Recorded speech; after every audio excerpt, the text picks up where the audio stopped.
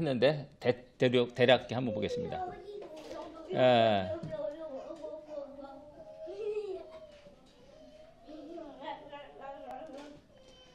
사무엘상은 지금 요 시대를 말씀하고 있습니다. 요 시대. 사사시대 말기하고 통일왕국 시대 초기, 그러니까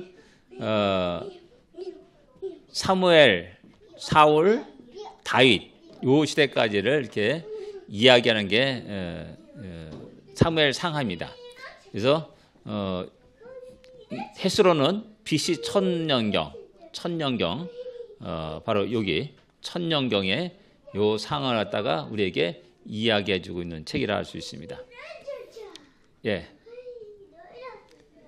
책 이름 쭉 하시고 이게 시대적 배경은 사무엘의 탄생부터 시작해서 사울의 죽음까지가 이제 사무엘상에 나오고요. 다윗이 이제 왕에 등극하면서 다윗이 죽음이까지가 이제 사무엘 하에 기록된 내용입니다. 그다음에 이제 사사 시대 후기와 왕정 시대 사이에서의 어떤 과도기의 모습을 사무엘상은 그리고 있습니다. 기록자와 기록 연대는 우리가 정확히 알 수는 없습니다. 근데 이제 아마도 이제 분열 왕국 시대 어느 때 아마 기록했을 거다라고 이렇게 이야기를 합니다. 그것이 사무엘상 27장 6절의 말씀처럼 시글락이 오늘까지 유다 왕에 속하니라 이렇게 말씀을 통해서 바로 그러한 연대를 좀 짐작할 수가 있습니다. 통일왕국 시대보다는 분열왕국 시대일 것이다라고 이렇게 이야기를 합니다. 주요 인물과 사건, 여기 인물은 뭐 처음에 엘리 제사장이 나오고요, 그 다음에 이제 사무엘이 나오고요, 그 다음에 사울이 나오고요, 그 다음에 다윗이 나옵니다. 이게 이제 주로의 어떤 그 사무엘 상에 나오는 주요 인물이라 할 수가 있습니다. 그 다음에 이제 사건들이 이제 제일 먼저 사무엘의 탄생 사건부터 이렇게 사무엘상은 기록되고 있습니다. 그 다음에 이제 실로의 파멸과 법계의 이동이 사건이 이게 슬쩍 지나가는 것 같은데 이 사건은 굉장히 어떤 예언적인 성격을 갖고 있는 아주 중요한 사건이라 할 수가 있습니다. 그 다음에 잃어버린 나귀를 통해서 사울이 사무엘을 만나게 되는 사건이 나오게 되고요. 그 다음에 사울이 왕위에 오르게 됩니다. 그 다음에 이제 다윗과 골리앗의 싸움을 통해서 이제 다윗이 이제 역사의 무대에 등장하게 되죠. 그리고 그 이후에 이제 다윗의 여러 가지 고난들이 쭉 이렇게 기록되고 있음을 볼 수가 있습니다. 이게 16장의 17장 이후에는 계속 다윗의 고난의 이야기가 쭉 나오고 있습니다. 그 고난이 약 10년에서 길게는 15년까지의 어떤 고난이라 할 수가 있습니다. 그러니까 짧은 고난이 아닙니다. 그것도 이제 평범한 아유 고생하는 그런 고난이 아니라 늘 생명의 위협을 받는 그러한 고난이었다는 사실을 성경은 우리에게 이야기해 줬습니다. 그것이 이제 10년 넘게 최소 10년 넘게 12년, 13년, 14년 뭐 이렇게 계속되고 있다는 것이죠. 그럴 때 사람은 지치게 되죠.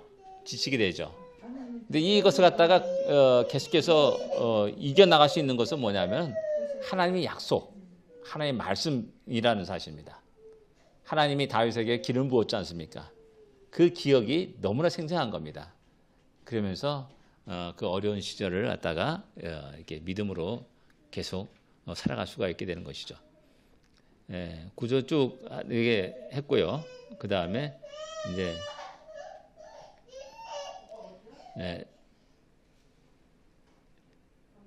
이제 사울이 이제 불신앙이 안타깝게도 이제 첫 번째 성공 길랏 야베스 백성을 갖다가 구원한 이후에 그것이 처음이자 마지막이 그 성경은 처음이자 마지막으로 기록되고 있습니다. 그 다음에 이제 블레셋과의 전쟁에서 역시 마찬가지로 자기가 드리지 못할 번제를 드리는 그런 실수를 범함으로 말미암아 역시 마찬가지로 점점 타락해가는 사울의 모습을 성경은 쪽에 기록하고 있음을 보게 됩니다. 그 다음에 아말렉과의 전쟁, 그 다음에 거기서 역시 마찬가지로 자기가 이제 기념비를 세우는 그런 일까지 등장하고 있다는 사실입니다. 결국 기념비를 세운다는 것은 하나님께 돌아갈 영광을 자기가 차지하는 그런 일이 일어나게 되고, 이런 실수와 잘못, 불순종의 그 모습 속에서 사울의 공통된 모습은 뭐냐면 계속 변명으로 일관되고 있다는 사실입니다. 변명으로. 그러니까 맨 처음에 이제 블레셋과의 전쟁에서 번제를 드렸을 때, 백성이 나에서 떠납니다. 그래서 어쩔 수 없이 내가 이게 번제를 줄 수밖에 없습니다. 떠나는 것을 막기 위해서 번제를 줄 수밖에 없다라고 변명을 하죠. 역시 아말렉을 갖다가 진멸했을 때도 역시 마찬가지로 좋은 것은 남겨두고 하나님께 드리려고, 좋은 것은 하나님께 드리려고 이렇게 남겨두었습니다라고 이렇게 이야기하는 것을, 이렇게 변명하는 것을 이렇게 볼 수가 있습니다. 그래서 사울의 특징은 뭐냐면은 계속 내 탓입니다, 내 잘못입니다, 내가 회개하나이다 라는 그런 말이 없어요. 그리고 계속해서 변명으로 일관되는, 핑계로 하는 그런 모습이 사울의 특징으로 나타나고 있다는 사실입니다. 이런 것들은 그대로 우리 삶 속에도 그대로 볼 수가 있는 겁니다. 변명이 많고 이게 자꾸만 어떤 핑계대는 사람들, 신뢰할 수가 없다는 거죠. 그 다음에 이제 오늘 이제 다섯 번째 다윗이 등장입니다. 다윗이 등장하자면서 이제 등장하면서부터 고난이 시작됩니다. 그리고 그와 함께 사울이 몰락이 시작됩니다. 예, 심장에 들어가서면서 이제 다윗이 기름을 부음을 받습니다. 15장에서 이제 아말렉과의 전쟁에서 이제 승리하고 사무엘이 너무나 슬퍼합니다. 다시는 사울의 얼굴을 보지 않았다라고 이야기하면서 슬퍼하죠. 그때 심장 넘어가면서 내가 언제까지 이렇게 슬퍼할 것이냐, 일어나라 해가지고 이제 그 사무엘을 갖다가 다윗이 있는 베들레헴으로 보냅니다. 그것은 이제 다윗이 기름을 부음을 받고 이제 드디어 이제 역사의 무대에 이제 준비되는 그런 모습을 보여주고 있습니다. 그리고 나서 이제 사울을 위한 악사로 이제 부름을 받고 이제 사울 곁으로 가가지고 그의 정신적인 창난이라든지 그런 것을 갖다가 음악으로 치료하는 그런 것들을 보게 됩니다. 그래서 이것 때문에 이제 또 한국에서 한때 그 음악 치료 전공 그런 것들이 많이 있었음을 보게 됩니다. 예. 그 성경에는 이렇게 나왔다 하면서 이렇게 그런 식의 논리를 얘기하더라고요. 예. 그 다음에 드디어 이제 17장에 다윗과 골리앗의 결투가 일어나면서, 야, 이 사람이 누구냐? 깜짝 놀랍니다. 여기서 이제 캐시마크 붙이는 게, 분명히 16장에는 다윗이 사울의 악사로 들어가서 그 앞에서 연주를 하는 장면이 나오지 않습니까? 근데 이제 17장 그 골리앗과의 전투 그 이후에 다시 누구의 자손이냐, 자녀냐, 아들이냐라고 이렇게 그것을 이야기하는 질문하는 사울의 모습을 보여주고 있습니다. 그러면 야, 이거 뭔가 모순돼 있지 않았냐 이런 생각을 하게 되는데, 그게 아니라 그 앞 16장에는 그냥 일개 목동으로서 그 하프를 키는 음악가로서 초청받아가지고 야, 한번 해봐 이런 겁니다. 그 사람이 누군지 뭐 이게 신경 쓸 필요도 없는 거죠. 왜? 천한 목동이잖아요. 전혀 관계없는데 뜻밖의 골리앗과의 전투에서 승리하는 겁니다. 너무나 깜짝 놀라는 거고, 뭐 사울뿐만 아니라 이스라엘 백성 전체가 거기에 참여한 모든 군인들이 너무 놀라. 저 누구냐? 저 사람 누구냐? 쟤는 누구냐? 요만한 꼬마가 거대한 골리앗을 때려 누웠으니까는 너무나 놀라는 거죠. 그래서 너는 누구의 자손이냐? 너희 계보가 어떻게 되느냐? 다시 한번 질문하는 겁니다. 그런 의미로 이제 좀 받아들일 필요가 있다는 겁니다. 근데 진보적인 신학자들은 이걸 갖다가 왜 모를 수가 있느냐? 이거 갖고 논쟁을 벌이기도 합니다. 18장에서 20장에 넘어가면서 이제 사울의 질투로 인해서 고난을 받는 다윗의 모습을 보여주고 있습니다. 몇 번의 죽음의 위기를 넘기죠. 그리고 도망가고 거기서 미갈이 또 구해주기도 하고 뭐 이런 일들이 일어나게 됩니다. 여기서 이제 그 다윗과 요나단이 등장합니다. 우리가 너무 잘 알고 있는 사무엘상을 읽으면 너무 재밌습니다. 흥미진진합니다. 사무엘 이야기 나오죠. 뭐 사울랑 이야기 나오죠. 다윗 이야기 나오죠. 골리앗과 다윗 이야기 나오죠. 다윗과 요나단 이야기 나오죠. 그래서 너무나 흥미진진한 이야기들이 많이 있습니다. 그래서 다윗과 요나단의 언약이 이루어지게 됩니다. 요 두 언약은 참 묘합니다. 유다와 베냐민 지파의 언약이지 않습니까? 어떻게 보면 이 두 지파는 철천지 원수가 될 수 있는 지파입니다. 사울이 베냐민 지파지 않습니까? 다윗은 어떻게 보면 세상 말로 말하면은 왕위를 강탈한 사람입니다. 그 세상 사람 생각으로는 그 정도의 어떤 사람이죠. 나중에 이제 그 압살롬에 도망갈 때 베냐민 지파 시므인가요? 그 사람이 막 다윗을 저주하는 내용을 보게 되지 않습니까? 그토록 이제 다윗과 어떤 유다와 베냐민 지파는 철천지 원수로 지낼 수 있는 그런 요소가 충분히 있었습니다. 그리고 다윗 자신의 왕의 안정을 위해서도 정적인 사울과 그의 아들 자손들을 다 죽일 수밖에 없습니다. 근데요, 다윗은 여기서 요나단과 언약을 맺습니다. 이 언약을 다윗은 성실히 지켜나가요. 그러면서 요나단의 아들을 갖다가 찾고 그를 불러가지고 자기 식사 자리에 같이 함께 먹는 그런 위치에 올려놓는다는 거죠. 이런 다윗과 요나단의 언약은 훗날 이제 이 사람이 어떤 사람이 말하기를 베냐민파의 사도 바울과 주님의 관계를 또 얘기하는 사람도 있습니다. 예. 맞지 않습니까? 유다 지파와 베냐민 지파의 사도 바울 이렇게 얘기하는 사람도 있습니다.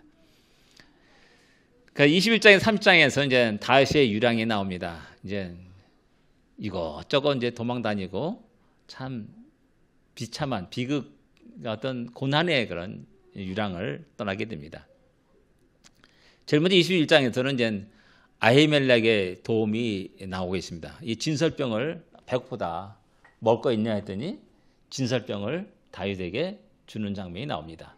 이 진설병은 오직 그 제사장들만 먹을 수 있는 떡입니다. 물릴 때, 새 것을 올릴 때 그 옛 것을 갖다가 먹는 거죠. 근데 이제 이것을 갖다가 기꺼이 다윗과 그 일행들에게 주는 것이죠. 그래서 이제 주님은 이 사건을 딱 끄집어내 가지고 야, 지나치게 율법적으로 막 따지지 마라. 자비와 긍휼이 율법의 정신이다. 사랑이 율법의 완성이다라는 사실을 이야기하는 겁니다. 그래서 다윗이 예를 들면서 제사장밖에 먹을 수 없는 진설병을 다윗에게 주지 않느냐. 배고픔, 굶주린 그 사람에게 베푸는 것, 자비를 베푸는 것, 이것은 결코 율법을 어기는 것이 아니다. 뭐 그런 의미로 이제 말씀하시죠. 그래서 이제 블레셋으로 도망갑니다. 아기스 왕에게로 도망가죠. 거기서 이제 이 사람이 그 사울이 죽인 자는 천천히요, 다윗이 죽인 자는 만만이로다 하는 그 다윗 아닙니까? 하면서 얘기되니까는 다윗이 깜짝 놀라가지고 미친 척하면서 도망 나옵니다. 지혜롭게 도망 나오는 도망 나오는 그런 일이 벌어지게 됩니다. 어떤 일화에 보면 그런 얘기 나옵니다. 하나님 다윗이 그랬다 그래요. 하나님 저 미친 사람은 왜 필요합니까 세상에? 그리고 거미 있지 않습니까? 거미. 저 거미는 참 세상에 그 필요 없는 존재 같은데 왜 만들었습니까? 뭐 이렇게 했다는 거예요. 근데 자기가 정작 미친 척하면서 그 사자굴에 그 죽음의 그곳에서 벗어났다는 겁니다. 미친 척하면서. 그리고 자기가 굴 속에 있을 때 사울이 들어오지 않습니까? 그럴 때 거미들이 쫙 거미줄 쳐가지고 아무도 없는 것 같은 그런 식으로 되었다. 뭐 그런 식으로 이제 예화가 있더라고요. 그러니까 하나님은 다 필요해가지고 우리에게 우리 주위에 그것들을 놓으셨다는 사실을 우리가 알 수가 있습니다. 22장 아둘람굴에서 이제 400명이 모이는 장면이 나옵니다.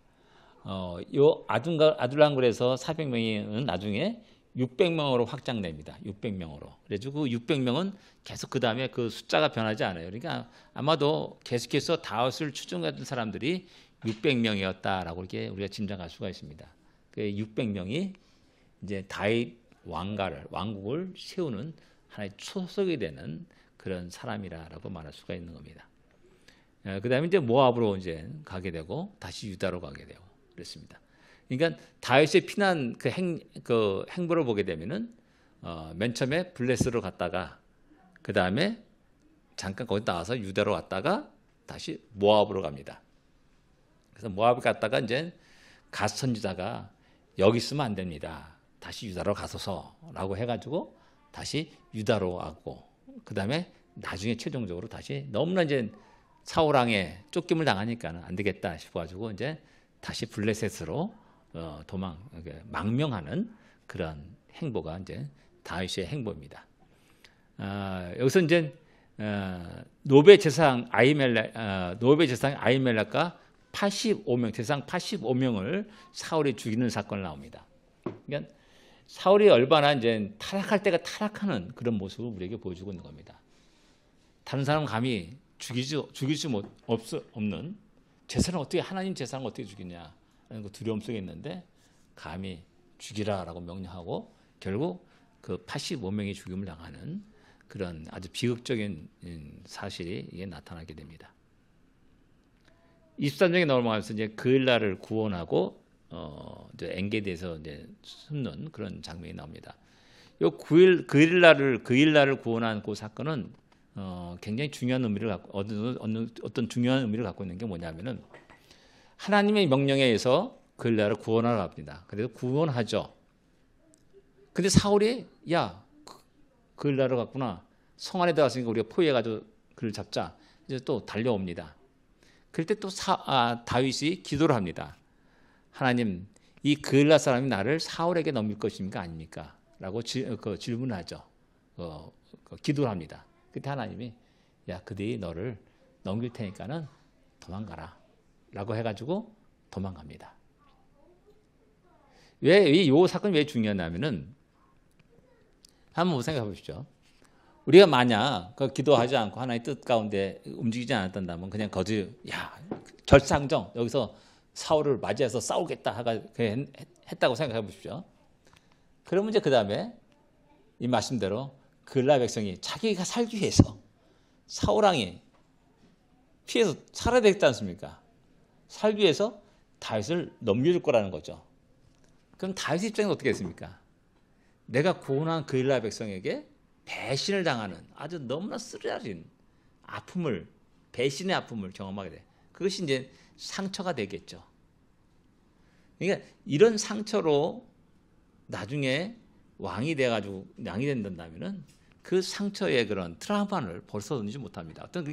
어떤 그 정상적인 왕으로서의 어떤 정책이라든지 결정을 하지 못할 때가 많이 있다는 것이죠. 그렇기 때문에 하나님은 그런 것들을 서로 보지 않고 경험하지 않기 위해서 야 떠나라 너가 떠나라 라고 깨끗하게 그일라를 떠나는 그런 장면을 보여주고 있다는 사실입니다.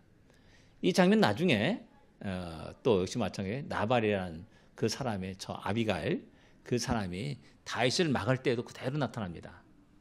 그때 아비가일이 한 얘기가 뭐냐, 당신은 무고한 백성의 피를 흘려가지고 왕이 된다면 나중에 어떻게 되겠습니까? 라는 그런 논리로 아비가일이 다윗의 길을 막죠. 거기서 아비가일이 계속 얘기하는 내주라는 그 단어를 계속 반복합니다. 내주가 다윗이 당신이 피를 흘려가지고 나중에 그 말을 듣게 되면 어떻게 됩니까? 계속 그 반복이 되는 단어가 내주라는 단어입니다.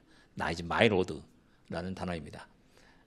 그러면서 그 다윗의 길을 막는 그런 장면을 볼 수가 있습니다. 그래서 다윗은 참 가장 결정적일 때 기도하고 그리고 하나님께서 그 길을 인도하시고 피할 길을 내시고 하는 그런 것들을 많이 보여주고 있습니다.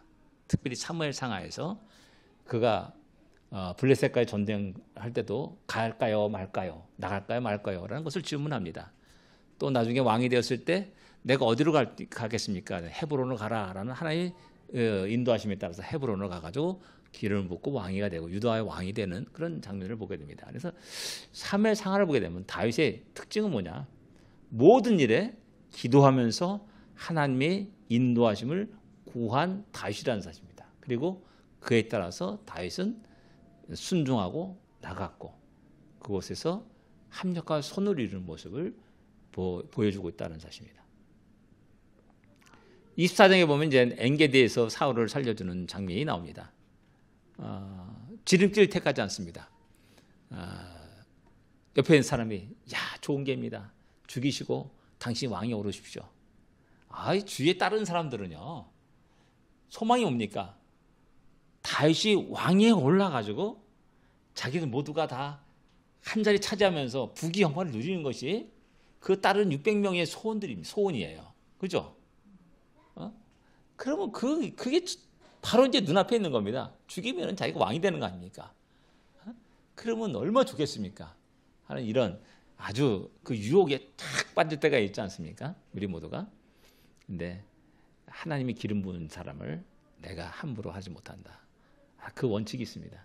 하나님이 지신 질서라든지 그런 것을 내가 인간이 어떻게 앞서서 무너뜨리거나 그렇지 않다는 사실입니다. 그래서 철저히 그 부하들이 그런 말들을 막았고 이것은 나중에 또 다시 한번 그런 똑같은 일이 발생하죠. 얼마나 그가 하나님을 두려워했는지를 갖다가 우리에게 말해주고 있는 겁니다. 25장에 넘어가면서 이제 사무엘의 죽음이 나옵니다.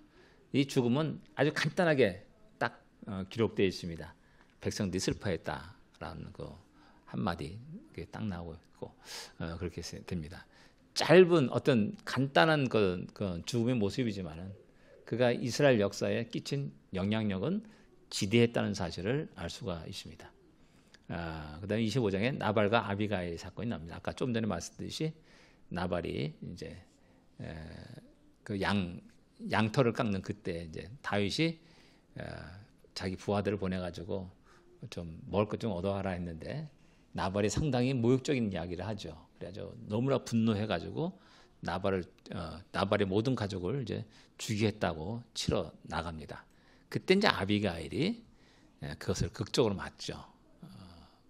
무고한 피를 흘려서 안 된다라는 그런 논리로 하죠. 그래가지고 나발이 나중에 술에 깨어나서 그 사건을 그 이야기를 다 듣고 뭐 굳어가지고 죽었다라고 이렇게 이야기하고요. 그 다음에 이제 아비가일 총명한 지혜로운 아비가일을 다윗이 아내로 맞이하게 됩니다. 20주에 넘어가서 이제 십강야 하길라산에서 이제 사울을 두 번째 살려주는 장면이 나옵니다. 이제 요 장면 이후에 이제 다윗은 블레셋으로 이제 망명을 하게 됩니다. 이제 너무나 이제 힘든 거죠. 어렵고 힘들고 그래서 이제 블레셋 땅으로 도피해가지고 이제 가드 왕 아기스에게로 가게 되죠. 그래서 1년 4개월을 갔다가 그곳에 머물렀다라고 말합니다. 여기서 이제 시글락을 이제 가드 왕이 제공해 거기 거하도록 이제 하죠. 그래서 이제 거기 시글락에서 이제 여러 지역을 치면서 전리품을 갖고 전리품을 이제 각 유다 장로들에게 이제 나눠주기도 하고 뭐 그런 일들을 합니다. 28장에 넘어가면서 이제 블레셋과의 전쟁이 일어나게 되죠. 다시 이스라엘과 블레셋의 전쟁이 일어납니다. 여기서도 참 묘한 겁니다. 왜냐하면은 다윗이 그 전쟁에 휩쓸릴 수 있는 가능성이 충분했던 겁니다. 만약에 다윗이 그 전쟁에 휩쓸려가지고 함께 참전했단다면은 상상해 보십시오. 자기가 자기 민족을 향하여 칼을 들이대고 죽이는 겁니다. 살장을 하는 거죠. 그런 엄청난 그런 다윗의 입장에서 보게 되면 굉장히 엄청난 재앙이라 할 수가 있는 겁니다. 근데 하나님은 그것을 갖다가 또 역시 피하도록 하셨다라는 사실을 또 성경은 우리에게 이야기해 주고 있는 겁니다. 28장에 넘어가면서 이제 전쟁이 일어나고 이제 사울이 엔돌의 신접한 여인에게 부탁하여 사무엘을 만나고자 하는 그런 장면이 나옵니다.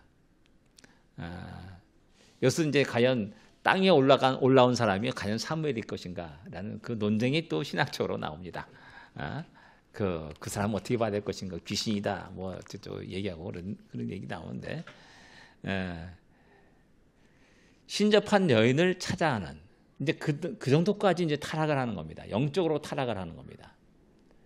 조그만 것부터 시작한 그런 죄의 모습이 그리고 변명과 변명이 일어나면서 점점 그 죄는 점점 커져갖고 심해졌고 결국 이제 제사장까지 85명을 죽이는 그런 죄를 범하게 되고 그 다음에 신접한 여인을 찾아가는 그런 형태까지 이르게 된다는 사실입니다.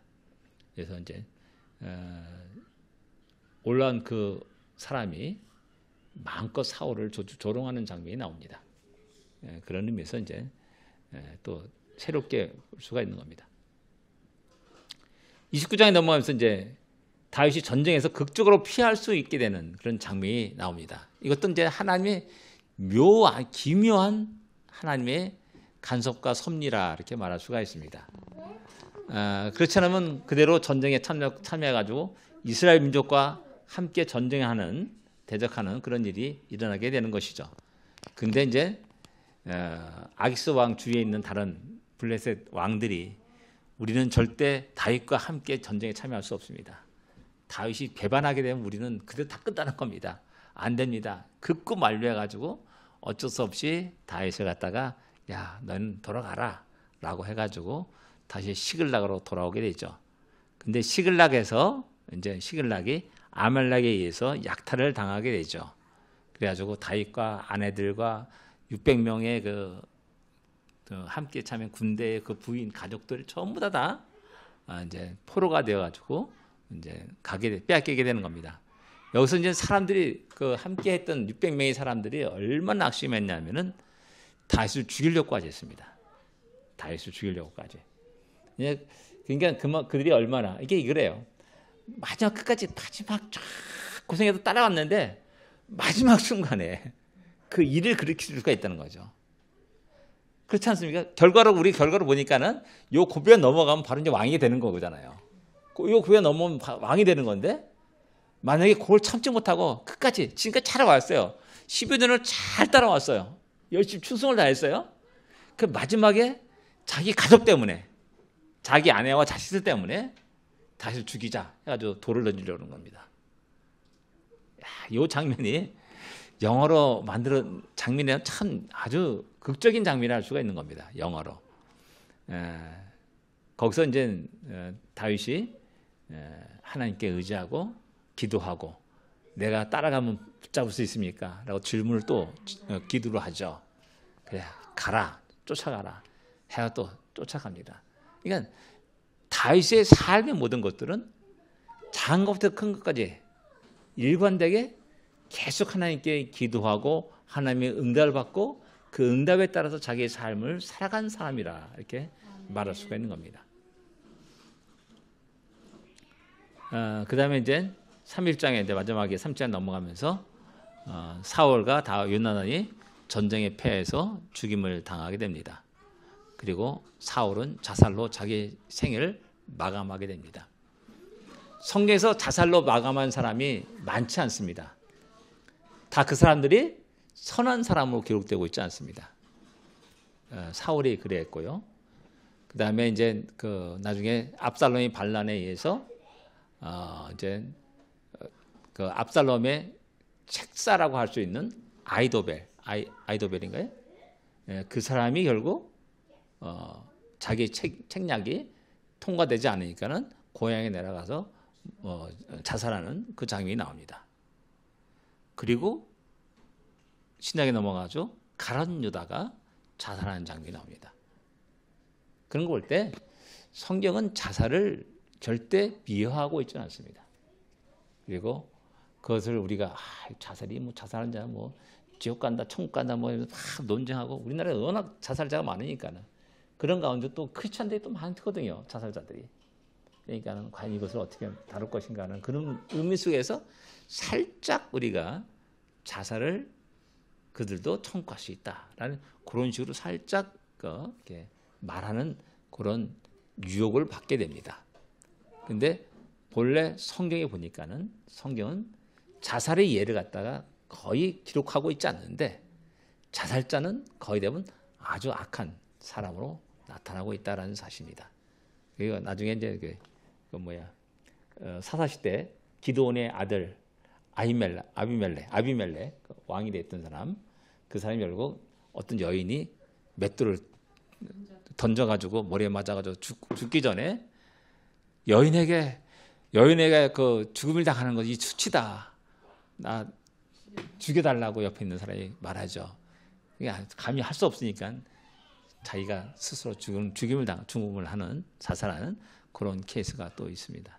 그래서 그런 의미에서 이제 성경은 자살을 어떻게 그리고 있는가, 기록하고 있는가를 쭉 찾아보면은 굉장히 우리가 함부로 말할 게 아니다라는 사실입니다. 위해할 필요가 없는 거고 절대 해서는 안 된다라는 사실입니다. 예, 이게 이제 사무엘상에 나오는 법궤의 그 이동의 모습입니다. 잘 안 나오죠? 안 나오죠? 네. 제일 처음에 이제 가나안 정복 때 길갈을 중심으로 있었습니다. 그리고 이제 이것이 가나안 정복 이후에 각 지파가 이제 쫙 지파를 얻었을 때, 자기의 기업을 얻었을 때 이 법궤는 실로로 갑니다. 실로로. 잠시 잠깐 베냐민 지파와의 지파 간의 전쟁이 일어날 때 베델에 법궤가 있었음을 갖다가 사사기는 잠깐 언급을 합니다. 그래서 아마도 이제 주로 이제 실로에 있었을 거다라고 얘기하고, 실로가 그 당시 사사 시대까지 어떤 모든 종교의 중심지 역할을 했던 겁니다. 근데 이제 블레셋과의 전쟁에서 결국 이스라엘이 패함으로 말미암아 이 법궤는 쭉 가나안 땅으로, 블레셋 땅으로 이제 빼앗기게 되는 것이죠. 그래서 블레셋에서 이제 여러 지역에 돌면서 많은 재앙이 일어나게 되고 하는 것을 보면서 이제 다시 이 법궤가 이제 벳세메스로 이제 돌아가게 됩니다. 벳세메스에 여호수아 밭 큰 돌에 수레가 멈췄다라고 성경은 기록합니다. 여호수아 앞에 멈춘 겁니다. 큰 돌 앞에 멈춘 거죠. 여호수아 누굽니까? 예수입니다. 예수. 법궤는 율법의 상징입니다. 율법이 어디까지냐? 예수까지입니다. 그런 것을 이제 보게 되면 굉장히 의미가 있는 겁니다. 그리고 여기서 이제 사람들이 법궤를 안을 들여다보는 말미암아 엄청난 사람이 죽임을 당합니다. 그래서 아이쿠 깜짝 놀라가지고 다시 기럇 여아림이라는 제사장 성으로 이제 이동해가지고 거기에 계속해서 있게 되고, 나중에 다윗에 의해서 예루살렘으로 법궤가 이동하게 됩니다. 이게 왜 중요하냐면은 실로는 에브라임 지파 성입니다. 에브라임 지파. 그래서 그 당시만 해도 사사시대까지만 해도 이스라엘의 가장 중심된 지파는 에브라임 지파였습니다. 왜냐하면은 여호수아가 에브라임 지파 사람이에요.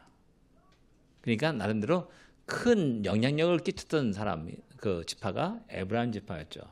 그래서 사사 시대에 기드온이 이제 구원할 때도, 사사 기드온 시대도 에브라임 지파가 막 이제 항의를 하니까 잘 달래는 장면이 나오게 되고요. 그 입다도 역시 마찬가지로 거기 항의를 하니까 입다는 에브라임 지파와 전쟁을 해가지고 에브라임 지파의 많은 사람을 죽이는 그런 일도 일어나게 됩니다. 그리고 이스라엘 하면은 대표된 지파가 에브라임이다라는 이런 이미지가 딱 이스라엘 역사에 전체에 남게 되는 겁니다. 그런데 이제 이 실로에 있던 법궤가 쭉 넘어와가지고 벳세메스 유다 지파입니다. 유다 지파로 넘어오게 되는 거죠. 그래서 이 법궤가 넘어오는 것, 이것은 종교의 중심이 넘어오는 것이고, 자문적으로 어떤 지파의 어떤 중심이 에브라임 지파에서 이제 유다 지파로 넘어오는 그런 상징성을 띠고 있다라고 말할 수가 있습니다.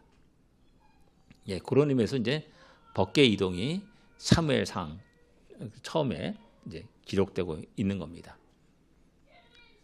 그다음에 다윗이, 이 지도는 뭐냐면 다윗이 피난한 그런 지역입니다. 도망가는 지역을 말하는 겁니다. 여기서 이제 베들레헴이 있고 여부수가 있습니다. 여부수가 예루살렘입니다. 여기 사이의 끝하고 이렇게 평양으로 이렇게 서쪽으로 가게 되면 이제 예루살렘이 그 위치에 있다라고 생각하면 됩니다. 그리고 이제 노비 바로 예루살렘 바로 위에 노비입니다. 요게 노비입니다. 노. 아까 노베 아히멜렉의 제사장 85명이 사울이 죽이게 되죠. 요 사건으로 인해서 이제 블레셋 가드로 이제 도망하게 됩니다. 아기스에게 도망갔다가 급하게 도망 나와가지고 이제 그 다음에 쭉 모압 땅으로 도망하게 됩니다. 여기서 이제 부모를 모시고 이렇게 어느 정도 이렇게 안정된 삶을 살려고 했던 것 같아요. 그때 이제 갓 선지자가 여기서 계속 머무르면 안 됩니다. 유다로 돌아가셔 해가지고 유다로 그가 다시 돌아와가지고 이제 이 지역에서 계속 이제 도망하는 유랑 생활을 하게 되는 겁니다. 그 가운데 이제 엔게디가 있습니다. 엔게디는 지금도 이제 이스라엘의 어떤 국립공원이라 그래요. 거기 그 사막에 폭포가 있고 물이 콜콜 흐르는 게 이제 엔게디입니다. 그래서 사람들이 다 거기 가가지고 막 풍덩 들어 수영도 하기도 하고 그런 장면이 나오는데요. 바로 여기가 사울 왕의 목숨을 구해준 그런 장소라 할 수가 있습니다. 그 다음에 이제 다시 마지막 최종적으로 다시 이제 이 가드로 이제 도망가가지고 다윗이 1년 4개월 동안 머물게 됩니다. 그게 이제 요게 시글락이 여기입니다. 시글락. 브엘세바가 여기고요. 유다 지파의 이스라엘의 가장 남쪽 경계가 브엘세바라고 말합니다. 단부터 브엘세바까지. 이것이 북쪽의 단, 남쪽의 브엘세바 이렇게 말하는 겁니다. 브엘세바에 위치하고 이제 시글락 위치를 갖다 한번 보시면 좋겠습니다. 시글락이 여기입니다. 여기서 이제 아말렉이 쳐들어와가지고 시글락의 모든 그 부인과 가족들 전부 다 포로로 잡아가는 겁니다. 그걸 따라 쫓아가가지고 이제 다윗이 아말렉을 쳐부수고 다시 모든 가족들을 다시 되찾죠.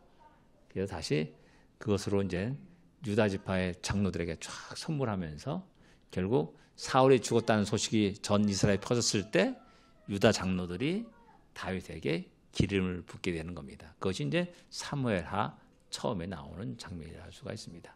예, 이것이 이제 사무엘상의 이야기입니다. 다시 한번 사울은 점점점 작은 죄가 커져가지고 계속 변명으로 일관되다가 결국 제사장까지 죽이는 엄청난 죄를 범하게 되고 결국 신접한 여인을 찾아가가지고 그에게 구하는 물을 끓는 그런 일들이 일어나게 되죠. 그리고 결국 그의 삶은 자살로 마감을 하게 됩니다. 작은 거지만 그 시작은 작은 것부터 시작되었다는 겁니다. 그러나 다윗은 그 수많은 어려움 속에서 언제나 하나님께 기도하고 질문하였고 물었고 하나님이 응답하신 속에서 자신의 삶을 살았다는 사실을 우리에게 사무엘상은 우리에게 이야기해주고 있는 겁니다. 예, 전하고자 하는 메시지 보겠습니다. 하나님의 뜻은 여전히 진행형이다. 하나님의 계획, 하나님의 때. 다윗을 보면 알 수가 있는 겁니다. 다윗. 이스라엘 전체 역사를 보게 되면 사무엘은 너무나 사울이 타락하는 모습을 보면서 너무나 실망해가지고 어쩔까 하면서 눈물을 흘리면서 지새웠어요. 하루와 날들을 쭉 계속된 시간들을. 근데 하나님은 그때 이미 다윗을 보고 계셨다는 사실이고 다윗을 통해서 이룰 하나님의 계획을 갖고 계셨다는 사실을 우리에게 이야기해 주고 있습니다. 굉장히 중요한 얘기입니다. 우대인 삶 속에 우리가 볼 때는 절망적인 것 같고 우리가 볼 때는 도저히 안 되는 것 같고 이제 끝났다라고 할 때 우리가 이 하나님이 여전히 하나님이 계획은 하나님의 뜻은 이루어져 간다는 하나님이 여전히 이 세상을 통치한다는 그 믿음을 가지고 다시 한번 세상을 볼 때 우리의 그 절망과 낙심에서 벗어날 수가 있는 겁니다. 이건 굉장히 중요한 겁니다. 하나님 절대 주권이 있습니다. 하나님은 높이시기도 하고 낮추시기도 하고 버리시기도 하고 취하시기도 하십니다. 하나님이십니다. 그래서 사울왕을 들어서 왕으로 세워가지고 잠깐 이스라엘을 구원하는 역할을 맡기기도 합니다. 그가 계속 믿음으로 살았단다면 그의 왕위는 좀 더 오래 지속되었을 것입니다. 근데 하나님이 봤을 때 야, 이게 아니구나. 패하시고 새로운 왕을 다윗을 세우신다는 사실입니다. 이거 모든 것들이 하나님에 의해서 이루어진 일들이라는 겁니다. 이것이 아까 말했듯이 처음에 사무엘 한나가 하나님께 기도한 내용에서 그대로 나타나는 겁니다. 하나님이 천한 자를 들어서 높이신다라는 이것. 이것이 다 누가 하시는 일이냐? 하나님이 하시는 일이다. 하나님이 절대 주권이라는 겁니다. 네. 그런 의미에서 우리가 하나님 안에서 어떤 존재로 살 것인가, 변해될 것인가, 빚어될 것인가를 우리 한번 생각해 볼 필요가 있습니다. 이 사울의 예입니다. 작은 죄, 작은 실수라도 말할 수 있습니다. 그 죄가 큰 죄로 확대되는 그런 장면을 사울을 통해서 볼 수가 있습니다. 그 속에는 수많은 변명이 있었고 또 결국 교만이 있었습니다. 그래서 사무엘도 마찬가지로 순종이 제사보다 낫다라고 말하는 거죠. 그리고 교만함은 우상숭배 같다라고 말하는 겁니다. 교만이 왜 우상숭배입니까? 내 생각을 버리지 않는 겁니다. 내 생각 속에 사로잡힌 겁니다. 더 큰 하나의 뜻이 있는데, 하나의 말씀이 있고 하나의 명령이 있는데 너 아말렉을 죽여라, 멸하라 라고 분명히 하나의 뜻이 있었고 말씀이 있었는데 내 생각이 꽉 잡혀가지고 그 하나의 뜻을 거부합니다. 버려버립니다. 거기에 이제 우상이 숭배다라고 이렇게 이야기하고 있는 겁니다. 이 작은 죄, 이게 참 무서운 겁니다. 우리 안에도. 그래서 우리가 영적으로 민감해야 돼야 된다는 말이 의미가 거기에 있는 겁니다.